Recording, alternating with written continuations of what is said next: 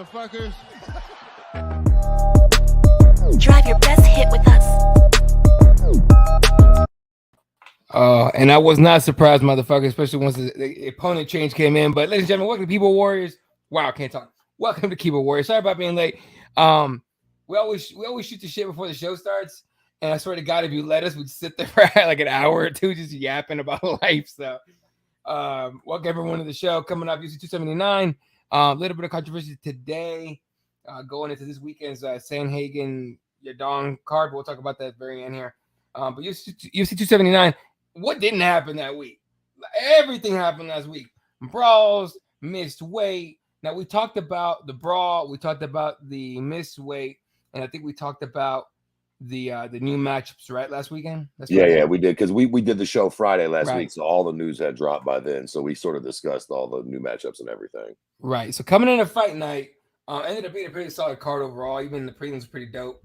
I mean, like, a bunch of decisions in the first, in the early prelims, and then 2-3 finishes at the end, especially with the Chris Barnett knocking out Jake Collier. That was dope.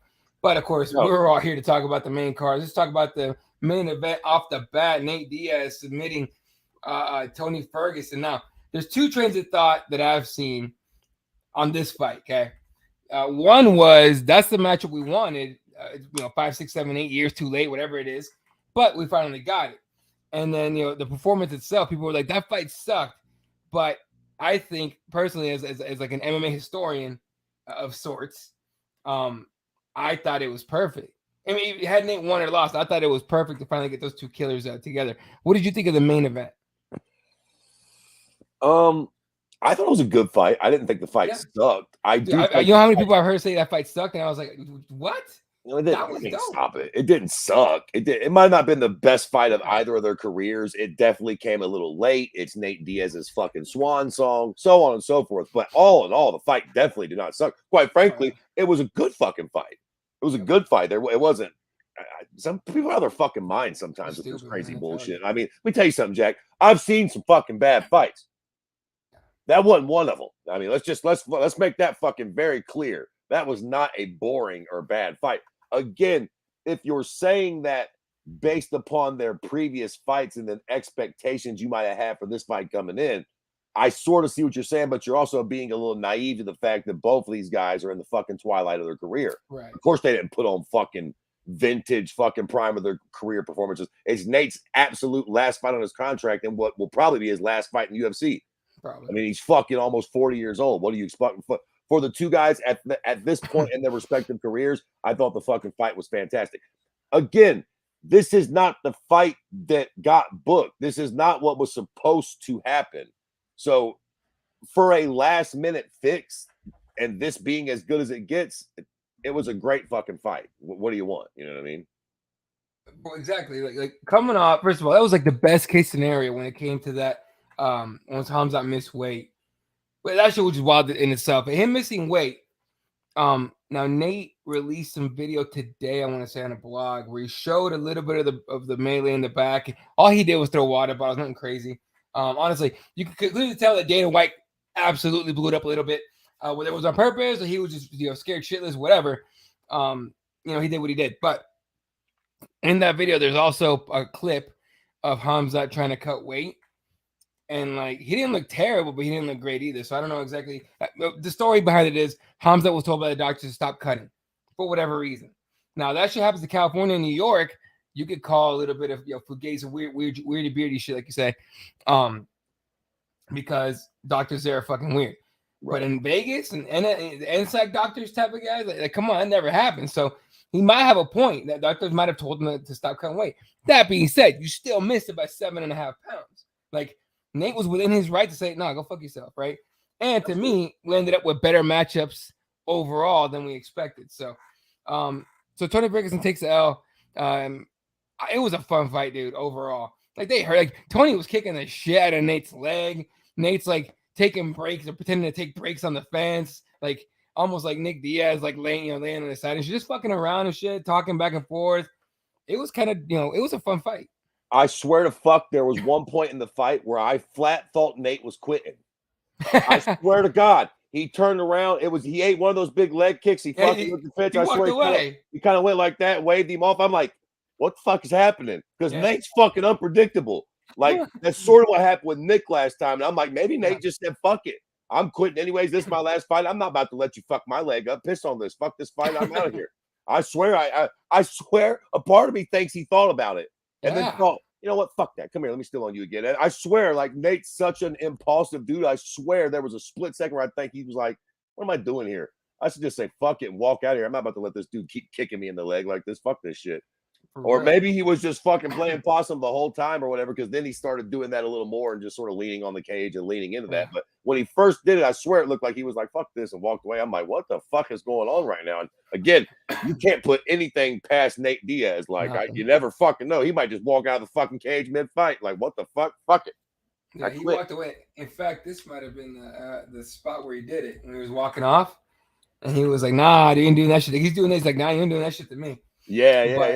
Yeah, but either way, so the fight goes down. Nate wins by submission, the guillotine choke and all that. First of all, Nate was training that all camp long for Hamzat to shoot on him, which incidentally, Hamzat did that exact shot to kick off his fight against Kevin. We'll talk about that here in a second.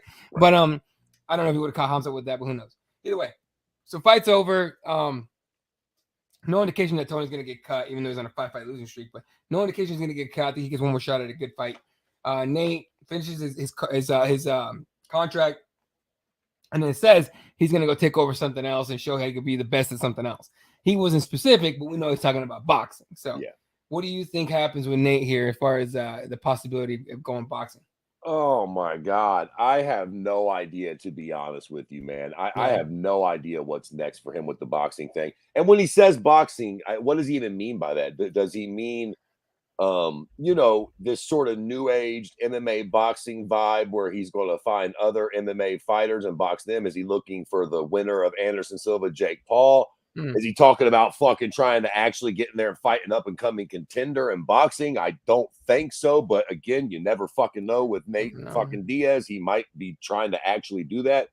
I'm curious as to what he meant. I'm assuming he meant a Jake Paul, Tito Ortiz sort of vibe. That's what I'm assuming he meant. But see, there really aren't, short of a Jake Paul, Anderson Silva, Nate's too big of a star for money. He's not going to go box fucking Tyron Woodley or fucking Ben Askren. So, bro, Tyron Woodley's calling out a YouTuber named KSI. That guy. I seen that. Yeah. So Woodley's far gone.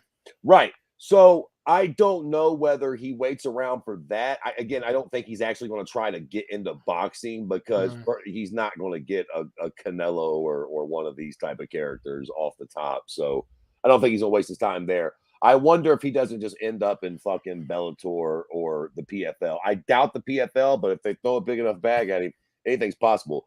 I seen something floated. I forget what. I seen watching something, and I seen the prick from Bare Knuckle Fighting was making it very adamant that he wanted Nate and he wanted to line up a Mike Perry Nate Diaz fight and bare knuckle. I tell you what, I don't think Nate does that, but it's not the fucking worst idea I've ever heard. Mike Perry and Nate Diaz in a bare knuckle boxing match is definitely not the worst thing. Again, I think Nate's at a point in his career now where he would be like, pound sand. I'm not fucking boxing that shit weasel with bare knuckles. Like, I'd rather box this YouTube loser, even coming off a loss to Anderson Silva, and get fucking triple the money. So I don't think so, but that sounds interesting. Other than that, I guess I would sort of like to see him, if it's not going to be boxing a Jake Paul or some sort of sexy fight like that, just go to Bellator. I don't know where else I would like to see him compete in MMA, to be honest. I don't want to see him done with his career, but I mean, where else, fuck else would he do? I think he's going to fuck off for like a year or so, and then I get on to boxing. But he did say he was going to come back. And what he said was, I'm going to come back and SJ beat me to it. What's up, SJ? And Nate was talking about coming back and winning a UFC title. I'm a big Nate Diaz fan, but he's delusional if he's going to do that. Yeah, look, man, he's done a lot of shit no one else thought he was going to do, and he pulled it off. So I wouldn't put that by too far past him. But if we're all being real, it's going to be hard, pretty difficult for him to do that. So we'll see. Yeah. Let's catch up with the comments real quick. Tank was here earlier. I think he had to go back to work. But he says, I blame Marty for everything. Triple G tomorrow. Make it back, baby. Canelo. What's up, Bowie? Santiago, how you doing? And of course, SJ, what's up? I mean, he's got this real fight Inc. thing that he's talking about. He's only going to be a figurehead. He's going to be like there, but he's not going to be involved every single day, like he was saying. So it's one thing. Obviously, the boxing of Jake Paul. Let's say Jake Paul somehow beats Anderson Silva. That's the fight. Nate Diaz, Jake Paul.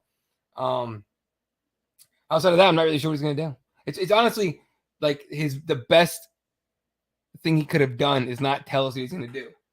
He's like, you never know who's going to happen. So. You get knocked out yet, fool? Not yet. It hasn't happened not once in my life, bro. What's up? What do you think is going to happen with Nate? What do you think Nate does next? Man, I think he holds out for the boxing match. I think Nate's angling for the winner of Anderson Silva, Jake Paul. No matter who it is. If it's Jake Paul, perfect. If it's Anderson Silva, I ain't mad at that. Like, if Anderson actually knocks out Jake Paul, it'll still be nowhere bigger than a Jake Paul-Nate Diaz boxing match would be. But if Anderson can get the win over Jake Paul and look good doing it, I wouldn't fucking hate a Nate Diaz versus Anderson Silva boxing match at this point in their careers. All right. I wouldn't hate it. First over here talking shit. Gonna be a pleasure to be your first then. Okay, but anyway, no, but I would love to see Jake Paul, Nate Diaz, honestly. I think that just you know me, I don't get too fucks about the buys or anything like that, but that's tied into my thought on that. The spectacle will be insane. Jake Paul's never dealt with somebody like Nate Diaz who's gonna get in his face, talk shit, and all that stuff. Like Jake Paul, yeah, cutesy shit you did on YouTube, bro, to get other 12-year-olds to follow you. Great, awesome. It's not the same thing. But nowhere near. So, and here's the thing. Yeah, if Jake can beat Anderson, holy shit. There's going to be a lot of people thinking with him and Nate Diaz all of a sudden becomes real. Listen, I'm not even going to Anderson looks good. If Jake comes out there and knocks Anderson out or something, even I will be like, yo, Nate might want to be careful with this fucking kid. Well, I mean, I don't think he's going to beat Anderson for the record. But like if he does, bro, the point of not taking Jake seriously stops with Anderson Silva. Yep. If he fucking beats Anderson, that's one thing. If he fucking starches and knocks Anderson out, a la the way he did Tyron Woodley, let's just say that he does, that's a game changer, man. Like Anderson is still really good. Somebody was telling me that they still believe that Woodley threw that fight. I don't know, dude. I haven't looked into it enough to think one way or another. I don't want to look into it I don't want to look into it so deep that I start thinking it was fixed. So I just let that shit go. Listen, I don't want to be fucking rude to anybody, but some people are just fucking morons. I mean, bro, he got fucking straight snuff starched. If he did throw it, if he threw the fight, he's a goddamn fucking Oscar award-winning actor. I mean, yeah. He should be, like, all joking aside, if that was a farce, he should be in the WWE. Him and Jake both should go on over there. Because I mean, bro, he got socked with an overhand right, sweat flew off his fucking head, and he looked like he got hit. I've seen a lot of fights. That's what it looks like when you get snuffed. Like when you get knocked out standing and you just get kapowed, that didn't look fake. Like it takes a good shot to do that to you, but like that's what it looks like. No, 100%. 100%. So, who knows what the fuck happened there? But yeah, I think we're gonna get Nate Diaz, Jake Paul. Until then, not putting the man's business out there, but let's just say he's got a lot. He's got enough going on that he can not fight ever again, and he's set forever. His kids are set, so he's fine. Like people think that because they don't understand what he's saying and shit like that he's an idiot. Y'all so wrong, man. That guy's set forever. Anyway, all right. And Tony Ferguson, we'll see what happens with him. He's not gonna get cut for that. He did the UFC a huge solid. I think Tony Ferguson, short of all due respect to Tony, going off his meds there for a little while and things getting a little dicey. Other than that, I think he's been a company man most of his tenure in the UFC, and he's always been in exciting fights. And listen, motherfuckers can say what they want about Dana and the UFC, but they do value exciting fighters. Yeah. They do, man. I mean, motherfuckers again can say what they want, bro. Like fucking Dana don't love Luke Rockhold, but he was riding that motherfucker's dick when dude, like he didn't have nothing bad to say about dude. Like you got to give credit where it's due, man. If you come out there and you fight like that, Dana White and the UFC will fuck with you. Like they just will. Like Tony ain't going to fucking place unless he wants to. Like they're not going to send him out for those losses. That's why Matt Brown. I don't know what Matt Brown's doing, but if he fights again, I'll bet you it's under the UFC's banner. Like they really do appreciate that shit, bro. Win, lose, or draw. If you come out there and you put it on the line every time and you're never in a boring fight, that shit will pay off for you, bro. Maybe not everybody, but like, I mean, again, look at fucking Smiling Sam. That's exactly what I was gonna say. Smiling Sam ain't won a fight since 1992. But goddamn it, he was always, and shit, to be completely fucking fair, his fights weren't exactly fantastic, but they were always pretty fun. They didn't suck. He never laid and prayed or wall installed. And it got him a long fucking way, man. Dude, when Hamzat missed weight, the running joke within the media, and just because I talk to those guys, online all the time, was where's Smiling Sam right now? Is he on weight? Because he could probably make it here and fight. But so yeah. All right, real quick. Well, we're gonna talk about the main and the co-main. Because we gotta talk about the rest of the card, obviously. Not the rest of the card, but how it came about. Hamza Chimaev blitzes Kevin Holland, and I'm not surprised it took him 2 minutes to finish Kevin. I was a little surprised that Kevin wasn't able to put together any kind of offense whatsoever. Now, did you think what did you think when Kevin came up with his hands up like he's going to touch gloves and Hamza just fucking double-legged his ass? Did you think it was dirty at all? Did you think it was dirty at all? Because I thought it was like, hey man, it's first of all, it's legal. It's a fight. Get your hands ready. And if I'm not mistaken, I am stoned out of my mind fucking 24 hours a day. But if I'm not mistaken, they touched gloves before the fight, right? They did. Yeah, dude. I mean, if your partner is cool and they're playing fair, then all good to you. But if it's a fucking dude like a Nate Diaz or a Hamzat Chimaev, if you get a glove touch before, like don't come out trying to touch gloves with this prick, man. I mean, I see where somebody, it's not dirty, but like I see where somebody might be like, oh, that was a little fucked up. But on the same token, bro, y'all touched gloves. How many times you got to touch gloves? You got to touch gloves every fucking round. Like, if you want to do that, you see guys that come out in every fucking round, they do this shit. But fuck all that. Fuck all that bullshit. Like, if I was a fighter, I think I've heard like Nick and Nate say this, where they sort of got it like, bro, I could respect you and fight you, but I don't want to like you while I'm fighting you, man. It's hard for me to hold a motherfucker down that I like and punch them in the face, even if this is what we do. Even if it is what we do, it's not a fucking we're not playing volleyball with each other. It's again, if I respect you, that's one thing. I could still kill you and fucking respect you. But like if I fucking actively like you and fuck with you, it's hard for me to just really go in on you. What the fuck? So it's like, I don't know, man. But I tell you what my problem with this fight was. First off, I'm not that surprised that Hamzat did this to Kevin Holland. Right. All due respect to Kevin. I get that Kevin is a bigger guy. Right. I've heard about the fucking black belt from Travis Lutter. Let me tell you how much I give a fuck about that. That much. Because here's the thing, right? There's a whole bunch of cocksuckers at lightweight that won collegiate wrestling titles. They were great wrestlers. And you know what they did when they fought Habib? Fuck all.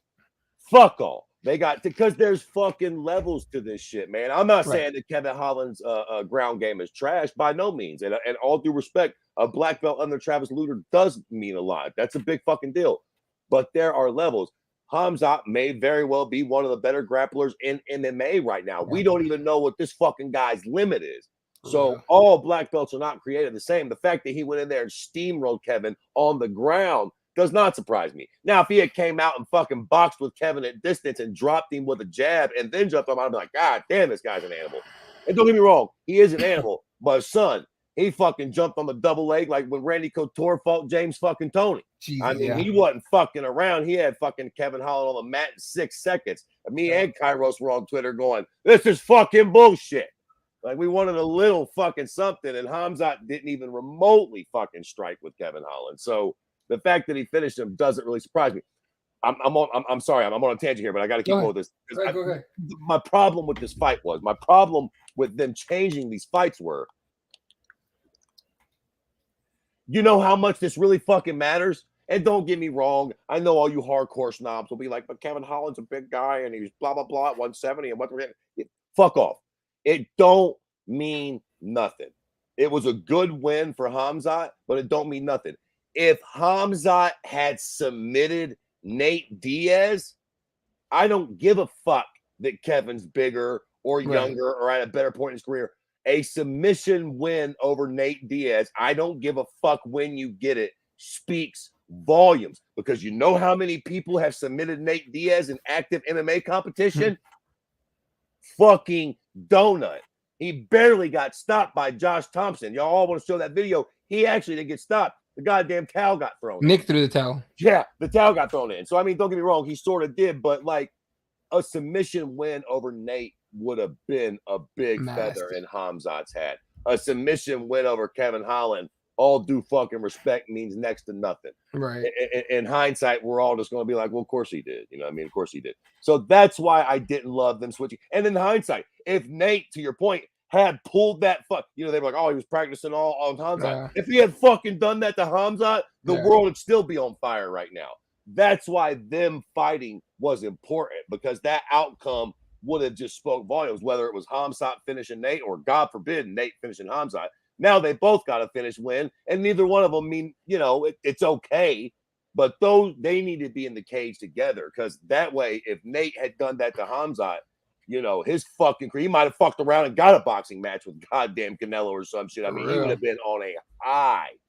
And also in contrast, if Hamzat, again, nobody's ever submitted Nate Diaz. You submit Nate Diaz, and that's not the same as any other submission win. That's again, there are levels to this shit. You might beat Nate. Nate's got plenty of losses. Ain't nobody, real talk, bro, to the best of my knowledge, ain't nobody ever even had Nate close to fucking submitting. Like, bro, people I think underrate his jiu-jitsu a little bit, man. I mean, he might not be in there fucking pulling off the crazy go-go's, but like, dude's fucking jiu-jitsu is absolutely top-notch level shit, dude. Like, I can't think of anybody who's ever really had Nate in serious trouble on the ground. Barely even can think of people who have attempted submissions against him.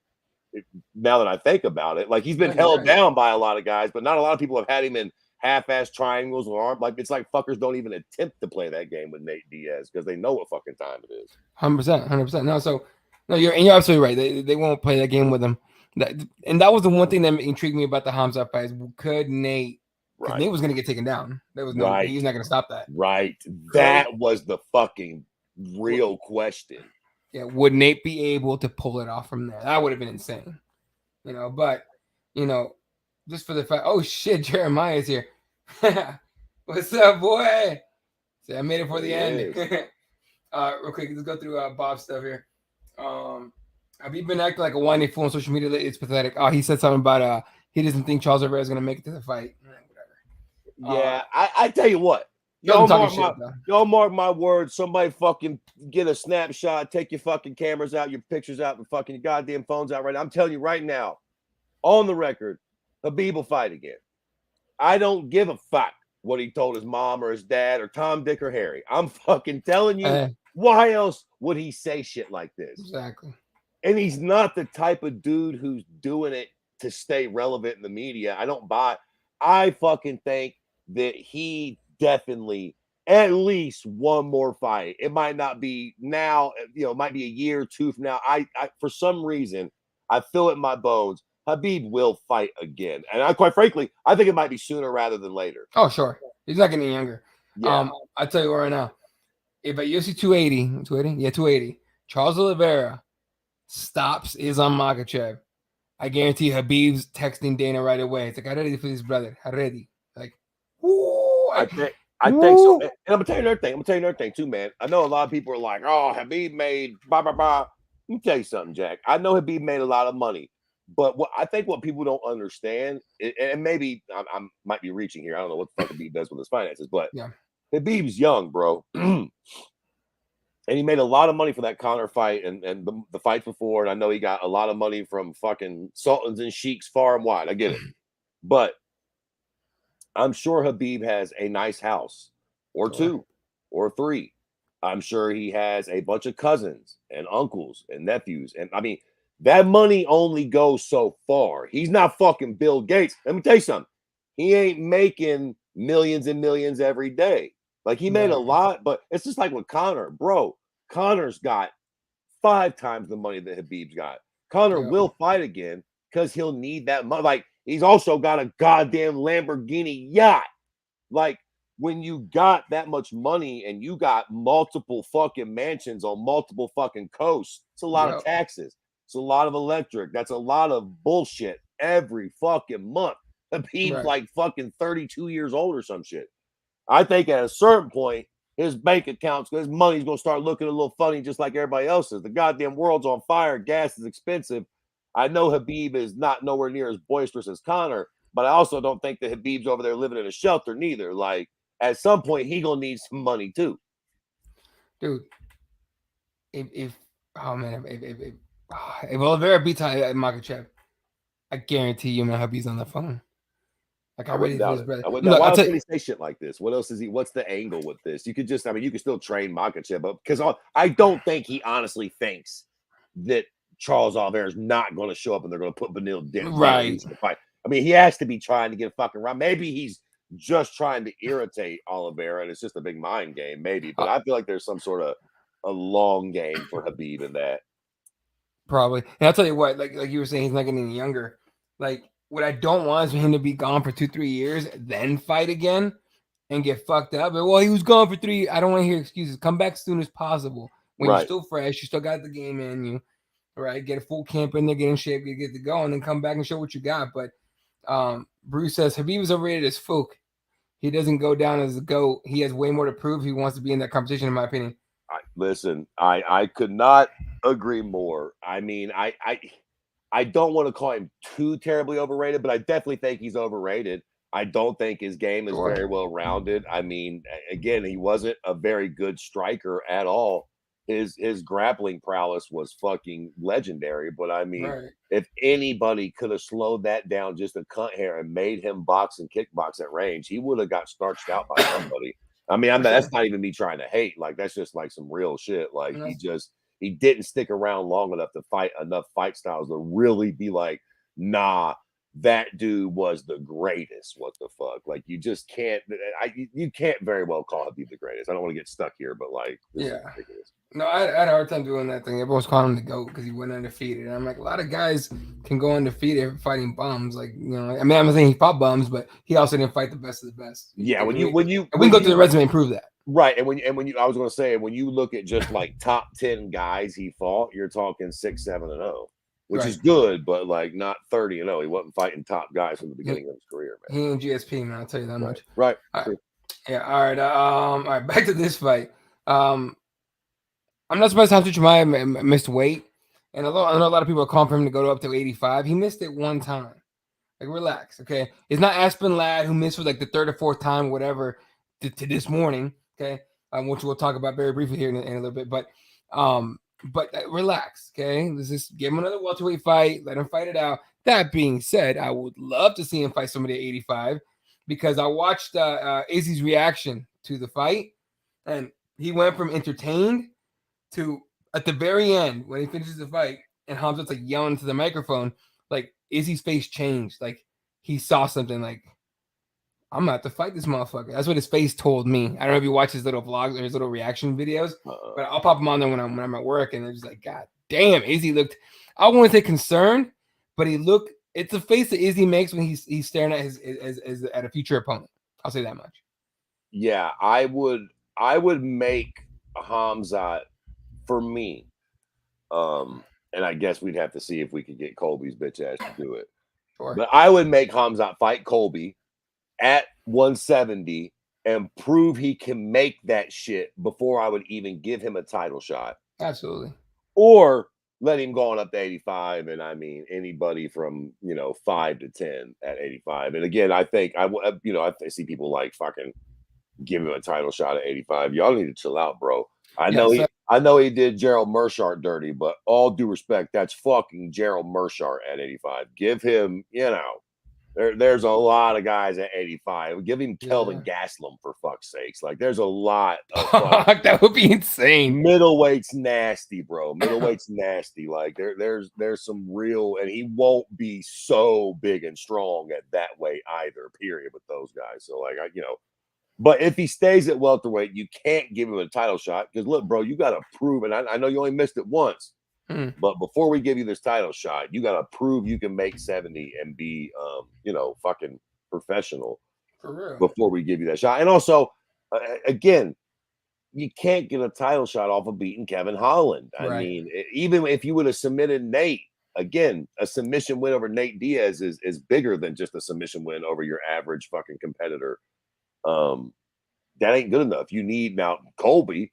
If you can just get the W over Colby, you deserve it all day long. As much as I don't like Colby, that's a Colby's a fucking tough out, bro. Like if he can come in and do what he's done to everybody else and do that shit to Colby, that's fucking impressive. I won't say that Colby is Gilbert Burns, but Gilbert Burns gave Hamza. Gilbert Burns hurt Hamza.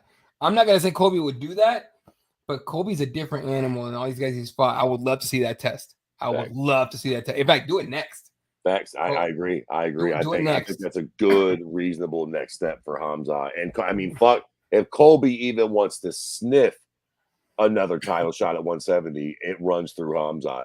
That's the only way. I mean, don't get me wrong. Again, if Leon keeps the belt, I suppose we go ahead and shuffle him in there regardless. But if Usman gets the belt back, the only way you get another crack at Usman is going through a guy like Hamza. You gotta be a killer.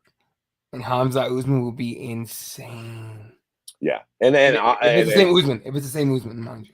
And Hamza deserves every bit of it if he can get through Colby. Sure. Yeah, no, absolutely. All right. Let's very quickly go through the rest through some of the other fights on here. Just the results. Let Leach won this fight. I don't want to hear it. I know some people try to tell me it was close. Yeah, but it should have been leaning Leach's way. Not fucking. I agree. I agree with both those sentiments though. I do think it was a close fight, but I think we all agree that you should have leaned towards the Leach. What the fuck? I don't know what we're doing either. But and D-Rod hates hearing that. He's already saying he's open to a rematch with him. I'm like, do that shit. Fuck. He didn't have done it with a TKO win. That kick to the liver was dope. Yeah. That shit was dope. So that was cool to see. And Mason needs to just stay a featherweight because she was not going to make. They told her team called Aldana's team and said, "Hey, we're at 142. We're not even sure we're going to make 140." So they said, "All right, make 140. We'll fight." She made 140, get to go, and Mason looked good in the fight. She looked good, and then that up kick to the liver, man, was a motherfucker. So that's crazy. Yeah, well, then they get a title shot off of that. Unlikely. She probably has to get one more win. This is the nature of the beast with Nunes still in there, but it would still be crazy. And then Johnny Walker submission win first round. Johnny did tell me he's gonna be Walker 2.0. He did fight different. Like that's not the same Johnny Walker we saw the last 3 or 4 times out. That was way more aggressive Johnny Walker. And he did tell me he worked with he did a lot of mental health recovery and all that. And the CBD and the THC fucked him up. He stopped doing that. So we'll see. And he's happy, dude. Talking to him, he's getting married in December. He's got a fine ass girl. He's he wants to have more. He wants to have babies with her and shit. Like he's trying to put down a down payment on his house in Ireland. Like dude's got it going. So good for him. Tank with the Marty. What's up, Tank? He's back. So Johnny Walker's dope as fuck. I'm honestly genuinely happy for him. By the way, I don't even know if I told you this. At the Apex at Media Day, he had gone hours before. I didn't know he stuck around, and I went to go take a piss. So to go do that, to go to the bathroom there from where we were, you have to go down the long ass hall where all the tough jerseys are hanging up. I don't know if you saw the video of Nate taking pictures of his boys and shit. Yeah. You got to go down that long ass hallway. At the very end is where the bathrooms are. And I go in there, I go take a piss, whatever, and I hear someone walking behind me. I turn around, it's fucking Johnny Walker, and I'm like, "You're a giant." Hey, what's up, my friend? I'm like, "This motherfucker." I'm like, "You're a giant." He goes, "Yeah." I'm like, "Why aren't you a heavyweight?" He goes, "That could be." Okay, dude. Super nice guy and everything. Honestly, really good. I'll say he's one of those guys that has all the potential in the world. I mean, when he's on, he can be anybody at any given time. He certain guys, I feel like you just sort of see their ceiling and you're like, You're sort of an overachiever with what you got. And then other guys, it's like, man, like Stefan Struve. I always felt Yeah. like if he just would have found the right groove, he had the tools. He just never found that right groove, man. Johnny Walker's the same way. When he's on and he's good, he's big, he's strong, he's super dynamic at the weight class. It's 205. If he's too fucking dynamic and he gets too cute with it, he can get slept because it's just the way it is. It's a very fucking, But let me tell you something. Charles Oliveira is a good example of do not let a couple finishes and a couple bad performances think you know a fighter and think they can't. Like, don't think Johnny Walker can't fuck around and go on a run and have a resurgence in his career.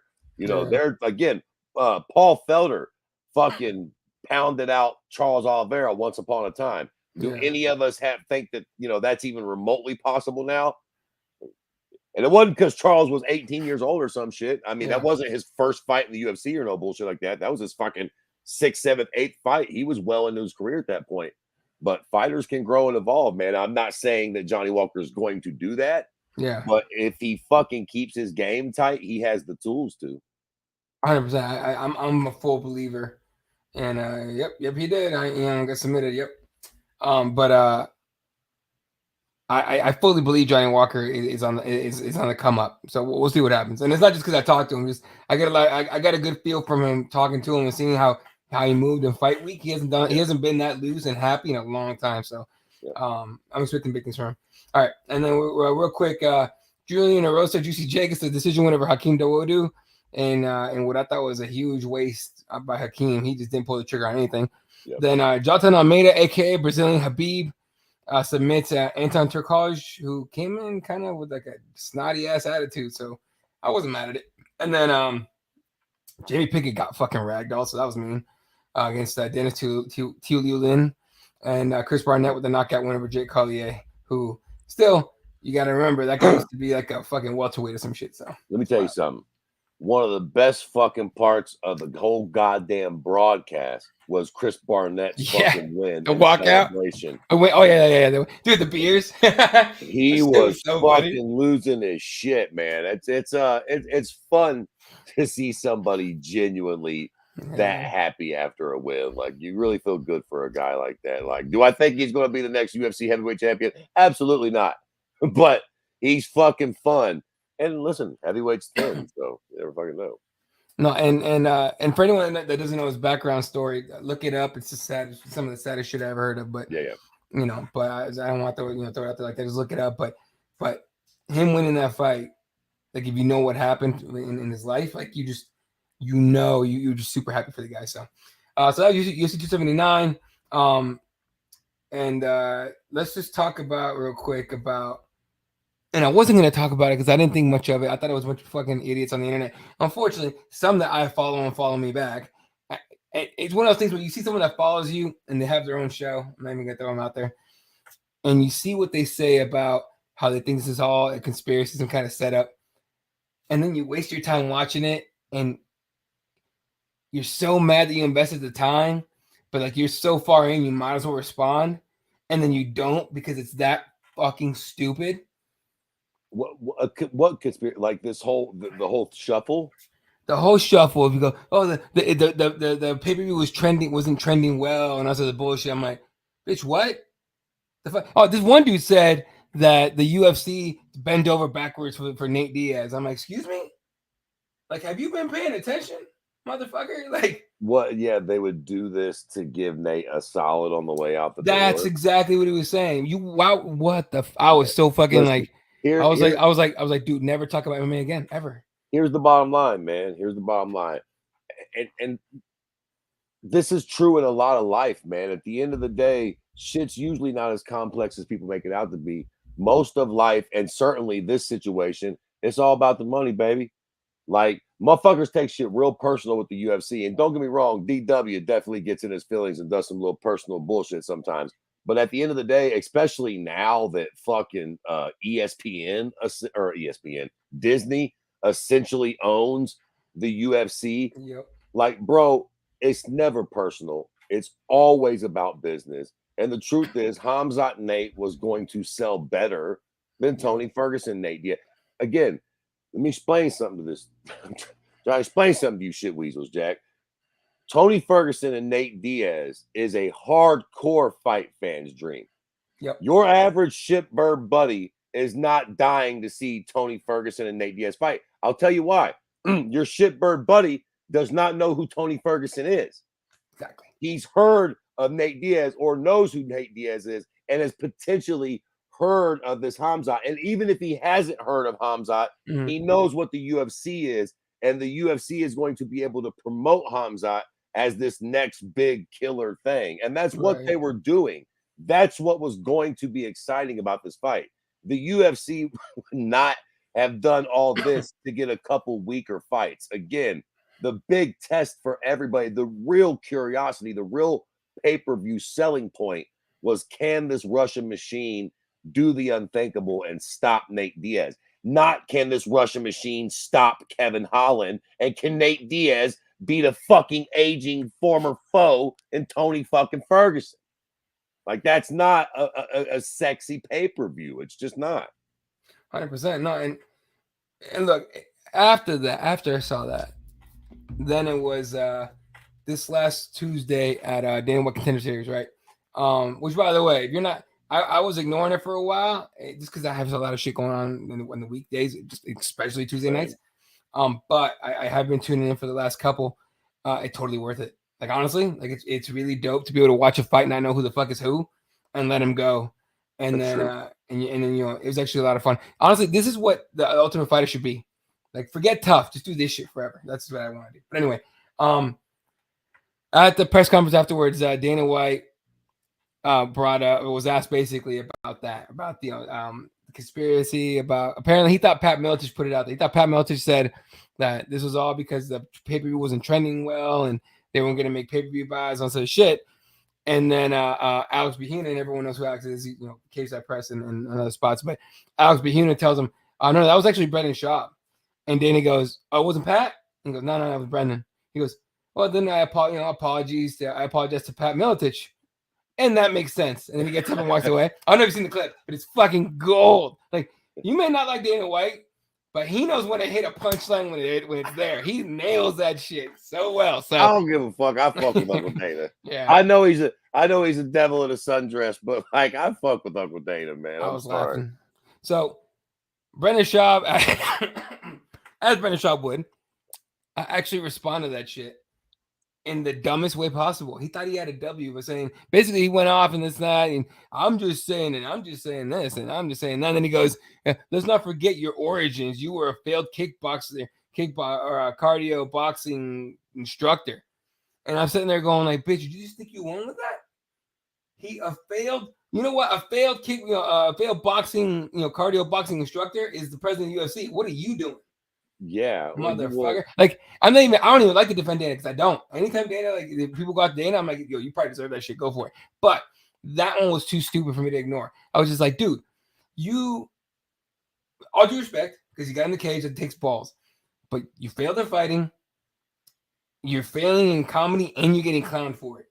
Like, it's not going well for you, bro. Like, you don't say shit. Mind you, he loves the exposure. Everyone's talking about Brendan Schaub again for at least a minute and a half. But that wasn't a W, my guy. Like, just work on your craft, be a good comedian, and shut the fuck up. Like, it's not going well for you. Don't, and it just bothers me. He does that because I used to like Brendan at the very beginning of his podcasting, at the very beginning of his comedy career. I was rooting for him, and then he got this weird ass, bullshit ass, ego ass attitude that's just like, it turns you off from a comedian, and you just realize the kind of guy he is. He was like, all right, never mind, I'm out. I can't defend you, bro. The conspiracies are just silly. It's weird. To me. Like, it's not. It wasn't. If anything, I could have seen them bringing in another big fighter to fight Nate if that was the conspiracy. Dustin Poirier had a plan. Yeah. Then it's like, okay, well, that's a little fucking sneaky. What the fuck? But like, for them to switch all these fights around and then sort of screw everybody, like nobody really got what they wanted. Again, Hamzat got the win over people that nobody's going to really give him credit for. Nate got a big W, and we're happy for it. But again, a win over Hamzat would have fucking, done wonders for his career. What the fuck? And Nate over Tony's cool, but like, Come on, bro, stop it. I think some people just love to hear themselves talk. Yeah. Again, I don't want to be such a fucking UFC dick rider, but like, bro, look, Hamzat missed weight by a ton, and Nate, rightfully so, didn't take the fight. Instead of fucking being like, oh, this was a conspiracy, y'all need to fucking suck some dick from not only the UFC and Dana White for making it happen, but the fighters for taking the fight. Like, bro, this wasn't, that's another thing. You think all these fighters were in on the conspiracy, you fucking dick weasels? That's so weird. Come on, bro. Come on, bro. Like, let's not, it's stupid to waste time on this silly talk, man. Like, you realize what you would have had to do to get all these fighters and people like Nate and Hamzat. Can you imagine trying to tell Hamzat to go along with this farce? Yeah, you see that fucking guy at the end of that fight? You go tell that crazy fucking maniac to act this way. Come on, man. What the fuck are y'all talking about? Hamzat is a nutcase. Yeah, Kevin Holland. Kevin Holland's nickname is Big Mouth, motherfuckers. Big Mouth. You think he's gonna shut the fuck up about this? And Nate fucking Diaz, are you guys out of your minds? Nate has gone to lengths to embarrass Dana in the UFC in certain ways, to just put it out there like that. Tony Ferguson at 274. Okay, we asked him one question. It had nothing to do with what he answered either. We asked him a question, and he went off for like 30 minutes. It felt like on some anti-company UFC shit. If you think these guys are gonna shut the fuck up about being told to do this, come on. It's literally almost the worst four guys you could think you would be able to do that with. Like, these fucking dudes wouldn't have went for that in a million years. Hamzat might have smacked the shit out of you. Like, the dude's literally not exactly playing with a full deck. He's fucking nuts. Like, and again, Nate, yeah, go try to tell Nate we're gonna have on his last fight in the UFC. You think he gives a shit about what the UFC does or them selling pay-per-views or whatever? Like, he wouldn't have fucking done anything for them to help them sell more pay-per-views or whatever the fuck. Yeah. What else we got? Everybody hates Dana. Nobody gave him thanks for keeping the show going during the worst of pandemic. You know, he never pandemic. I still don't understand that pandemic thing, but I got you. I know what you're saying. But look, he didn't fire anybody either. Hey, bro, we have given the credit on this show, and I have said time and time again that was real talk, bro. That was one of the more inspirational moments and feel-good moments for me through the whole pandemic, because the UFC came back pretty quickly, and that was at the time where motherfuckers were still scared. Like, the whole world was shut down. Things did not feel right at all, and I still remember that first fight, the feeling of it being live, and even with nobody there, and Fight Island and all the bullshit, like, just the fact that it was happening, like, gave a real normality to my life when I actually really needed it. Like, that first fight back, and it was a big fight too. I fucking smoked too much dope. Who was it? What fight? I can't remember. Otis, are you still on here? Was it Oliveira? Was it Charles Oliveira and somebody or something? Where am I? Like, it was a big fucking fight, man. No, not Usman. It was a big fight. And then I think Usman and Jorge was second or third or whatever. Usman or Gilbert Burns was the next one. There were some big fights there, man. But that first one was a big one, man. Maybe it was fucking Yair. I forget. It was some fucking sexy big fighter. It was a big fun fight. I can't remember. And it was just what the fucking doctor ordered. I did really, really appreciate that Dana and the fighters got that done. But to be fair, Dana, like, the whole world was saying we can't do this. And I got to hand it to Dana, dog. Every time I seen that dude on camera, he's like, oh, we're doing it. We are there. It's not if, it's fucking when. We're doing it. We're not firing nobody. We're not slowing down. The fucking moment we can do that. We're buying an island. Did you hear? We're buying the, now, of course, they wasn't buying the goddamn island. They were renting it. None of that's important. Fact is, DW said they were buying it and they were throwing fights. And goddamn, that was so crazy. 6 weeks later, they were fucking showing us fights on TV, and I was fucking fully erect on my couch, son. Fully erect. We didn't have fights for like a month and change, and I was like, "What the fuck are we gonna do?" Thought we was all gonna fucking die, son. It was everyone, dude, chaos, man. That's what I mean. Real talk, bro. That first fight back was a big deal. Dude, Rogan on his podcast was talking about how we're all gonna fucking die. Like, he legitimately thought that shit. Here we go. Yeah, Bruce goes, there might be some conspiracy of some sort. It is possible, but you got to do the work. Are you giving me that whole you look into it, bro? If you give me that look into it, Eddie Bravo shit, I want to hear it, Bruce. No, I mean, look, to be fair, the investigative you're right. journalism to find evidence. Hold up. Pointless to speculate without evidence. Likewise, sir. Pointless to speculate that it was a fucking conspiracy without evidence. You have zero. No one does. That means you got to do some real investigative journalism, bro. Yeah, I was hard news for 10 years. I know what you're talking about. Okay. That being said, I was fucking there. Relax. Anyway, yeah. Bruce is dope. Like Bruce goes on K-Side Live and sends me shit that he should be sending on Keyboard Warriors, and I'm just like, hey, save it for Keyboard Warriors. But like, it's shit. Bruce says funny ass shit that you would be fucking like. I sit back like this sometimes, like doing this right here on K-Side Live, because I'm like, oh my god, this motherfucker. So no, Bruce is the shit. I get what you're saying, dude, but there was no conspiracy. I'm telling you. No, that's just a weird fucking thing to say without. Everyone just goes like, look into it, Eddie Bravo, connect the dots type of shit. I get it, but no, there's nothing there. I'm telling you. All right. Yeah, watch us be all full of shit, and then like 20 years from now, Tony Ferguson writes a book and says, "Yeah, like that would make me laugh." But no, there was nothing there. All right, but I get what Bruce is saying. All right. This weekend, UFC Apex or Vegas 60. Sanhagen versus Song Yadong. Not a stacked card whatsoever, but not a bad card either. It should be a pretty fun one. I'm gonna be at the top of this one, so I'm gonna miss most of it. Of course, Sanhagen Song Yadong in the main event, cheating Jukwani against Gregory Rodriguez, who they kept asking him if he would change his nickname to Robo Obama because he does look a bit like Barack Obama.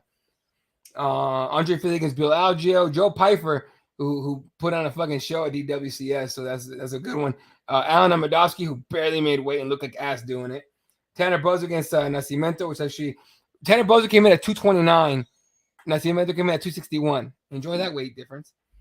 And then so that's just the main card there. Prelims, you guys can see him on here. Damon Jackson, Pat Sabatini, that's all the fight. Trevor Gauss, Luis Koske, Denise Gomes against Loma. Your last name's crazy. Trey Ogden against Zellhuber, and so on and so forth. The fight that did get canceled, Aspen Ladd missed weight again. And Sarah McMahon put on Instagram that it's basically cheating to do that. So it's yeah, you were right. Kevin Lee versus Charles Rivera was the first pandemic event. Okay, that's what I thought. I thought it was that. So Aspen Ladd misses weight. Sarah McMahon says it's basically cheating. I'm not doing this shit. And apparently UFC took care of her, and she went off to go do jiu-jitsu tournaments. And at this point, are we done with Aspen Ladd? Like, she's missed weight enough times where you tell her either you're a featherweight permanently or see ya? Motherfucker, we got to get the soundboard. We need to hit that I know, right? Jefferson's theme music. Moving on up. But you better move on up or you got to fuck off. I mean, same thing with Hamzat. You know what I'm saying? You get one more chance, but this is Aspen Ladd's like three strikes and you're out. Real. Like, you know what I'm saying? Like, I think you should get two times. You miss weight twice, you got to move up to the next weight class. Yep. You don't like it at that weight class? Sorry, Charlie. You shouldn't have missed weight twice. You should miss weight once. But goddamn it, shit happens. Anything can happen once. But bro, if you miss weight once, do not miss it again. Come on, 3 times. Like you just got to go up to the next weight class. And sadly for you, that weight class don't really exist unless you're a big fucking star. So for real. Yeah, no, 100%. So real quick on those times, prelims kick off at 1 p.m. Pacific time, 2, 3, 4 o'clock Eastern time, making main card start at 7 p.m. Eastern time, 4 p.m. Pacific time. I will not be in town, so I'm going to miss most of it, but I'll probably be around for the main card at least. All right. Hold on. Before we go on, I know we're getting close to the end here, but I just want to make sure we get on this in case you didn't have it on the notes.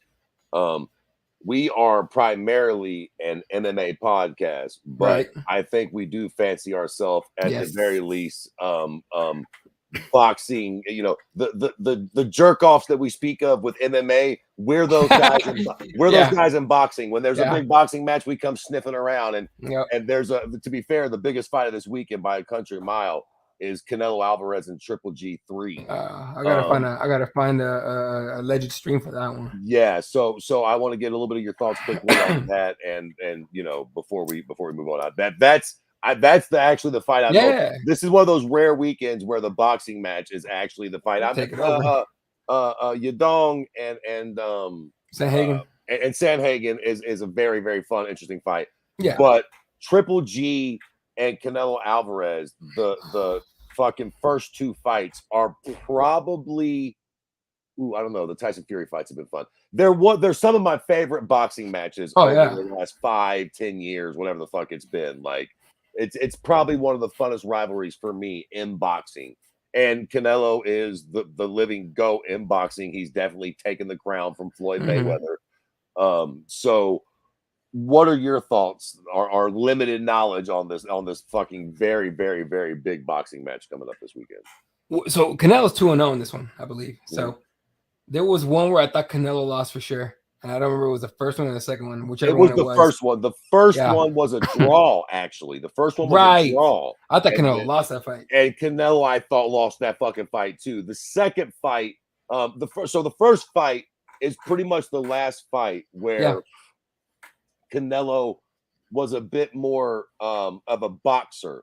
And Gennady was sort of the walk ahead slugger in that fight. And then after that first Triple G fight, where we all sort of thought that it wasn't a draw and that Canelo lost, Canelo seemed to change his style, and he really became a power puncher and started knocking fools up and knocking fools out and moving up in weight divisions and stuff. And then going into the second fight with Gennady, he actually sort of did that to Gennady and got the win. He was actually coming at him a lot more, swinging a lot harder, and being a lot more of a power puncher. But I think that first fight with Triple G is what sort of changed his tune. He was like, all right, fuck this. I got to start putting a little stank on my shots. I can't be out here being so sexy with these suckers all the time. Yeah, and I think Father Time's not doing Triple G any favors, and I know he's still fast, still really good, but I think it's Canelo's at his prime. I think he's gonna put on a show, beat him again. Probably, I don't think he's gonna knock him out. If he knocks him out, holy shit! But I'll be in a hotel out in the Midwest, whatever. But in the Midwest, jumping up and down like a psycho. So crazy. But I got Canelo winning. Well, of course you do, you Mexican. Of course you do. It's September 16th. Hey, I'm never gonna pick Canelo, but definitely not today, September 16th, sir. I ain't mad at it. Day. I ain't mad at it. So, and to be fair, if I had to bet my firstborn child on it, I think I would go with Canelo too. Yeah. I've always been a Triple G fan. I low-key was a Triple G fan in the first 2 Canelo fights. But here's a little fun fact with Triple G. He only has on his record 1 loss, 1 draw, and they're both to this fucking redheaded Mexican cocksucker. Yeah. Another fun fact about Triple G, not only has he never been fucking knocked out, but he's one of these cocksuckers that has never been knocked down. And to hear him tell it, never even really buzzed or rocked. He's been interviewed with fucking Brian Campbell from Morning Combat several times, where he always, almost jokingly at this point, it was like, still at this point, like training fights. I think he's got like 150 amateur fights or some crazy fucking number like that. He's never been buzzed, Jack. He's never been hurt, to hear him tell it. And he's never been dropped in a boxing match. So this is fucking going to be fun. I think he's 40 years old, so there might be a little something to that. He's got to start slowing down at some point. But boy, never being dropped. And at this point, you know Canelo's probably going to try to really put the fucking heat on him, especially in the mid to later rounds of this fight. So it's going to be fucking real fun to see how this one plays out. A knockout win over Triple G would be massive for him. Massive. Jesus. All right. And then in other boxing news, Terrence Crawford and Errol Spence have agreed allegedly to November 19th. November 19th. Agreed. They agreed. None's been, no contract's been signed, nothing. So I'm not gonna believe this shit until they get in there. But they've been avoiding each other forever. It's finally time to get that fight. If they can do that, though, I'm telling you, man, boxing is fucking doing something. I promise you, if you're not a boxing fan, excuse me, if you're one of those cats that's like, fuck that, boxing is boring. Every time I tune into a fight, it's boring. I'm fucking telling you, watch, stream. I don't give a fuck how you do it, Jack. I ain't making no money. Watch this fucking fight this weekend. Don't watch none of the undercard. None of those cocksuckers. But when Canelo and Triple G come out and box, I'm fucking telling you, watch that match. I guarantee you it is entertaining. And with that being said, if they do the Bud Crawford and Errol Spence fight, if that fight happens, again, watch that fight. I'm fucking telling you, there are certain fights that I know you can almost never say this because this ain't the WWE. You never know. But I'm telling you, Jack, there are certain fights, and the same thing in boxing. It's going to be fucking good. I fucking promise you. Those are those matches. if they make Spence Jr. and Terrence Crawford, man, I'm telling you right now, don't even bother trying to buy tickets to that shit. The first 40 rows are gonna be NBA and NFL players the whole way. Oh, yeah, for sure, Okay? for sure. Those guys roll deep. So anyway, and then to end the show, and a kind of a sadder note, obviously, you guys, some of you saw at the very beginning of the show, Elias Theodorou passed away, 34 years old, a couple days ago, a few days ago, to I believe it was liver cancer. So that fucking sucks. Like, fuck cancer and all that. I hate that shit. But like, it sucks to lose someone that cool. Like, I got to run into him one time. As a fan, I was at a T-Mobile Arena watching a fight, whatever. And I ran into him. I was like, "Aren't you like you're the dude that you're the ring card girl, dude? Like, you're talking about being a ring card girl." And before he did it, and I was just like, "Oh, you're dope as fuck." And I was like, "He's a super nice guy." He spent like 5 minutes talking to me, whatever. Chopped it up, whatever. And so seeing, hearing that he passed away, it was a private battle with cancer. Nobody knew. So just to throw it out there, man. Like, you never know. You never know. But it seems like the best people get taken earlier than everybody else. So rest in peace, Elias Theodorou, and thoughts out to his family and his friends, and especially the ones that knew him the best. That was the first thing I thought, man, was man, that dude is fucking 4 years younger than me. Yep. And for liver and in tremendous shape and stuff. Like, you really do never know. You really got to try to embrace every moment. And yeah, Elias Theodorou was super cool, man. We interviewed Elias on Stand and Bang many moons ago. I think before he won the Ultimate Fighter, or maybe right after he won it, but he did Stand and Bang and talked about being on like the cover of romance novels, like the the fucking books that your granny be rubbing her little steak ass old twat to, with the fucking dudes with the long dark hair. Like, Elias was legit one of those guys. Like, there was a bunch of like those romance novels that they had wrote where they used him as like the fucking guy on the cover and shit. So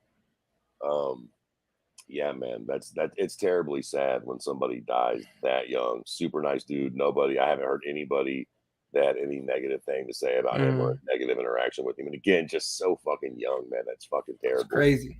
It's crazy. Yeah, very sad. Rest in peace. Rest in peace. On that note, shout out to everyone that tuned in tonight. Make sure you go to keyboardwarriorsmma.com for the landing page, at keyboardmma for the show, at JMTDJs and Fred. I'm at ELA32. Shout out to the sponsors, PricePros.com, and represent. I didn't even write up a big facts, big cap. We'll leave it to next week. Sorry, folks. And shout out to everyone that tuned in. Otis, Bruce, Tank, Santiago was here. I know SJ was here. There you go, SJ. SJ was here. Who else we got? Bowie was here. Everyone that tunes in, love the fuck out of you guys. Hit the like, hit the subscribe, tell your friends about us. All that good shit. We appreciate the fuck out of you guys, all right? So, for myself and Fred Kirby, the entire team, good night. And good night, Wilshire.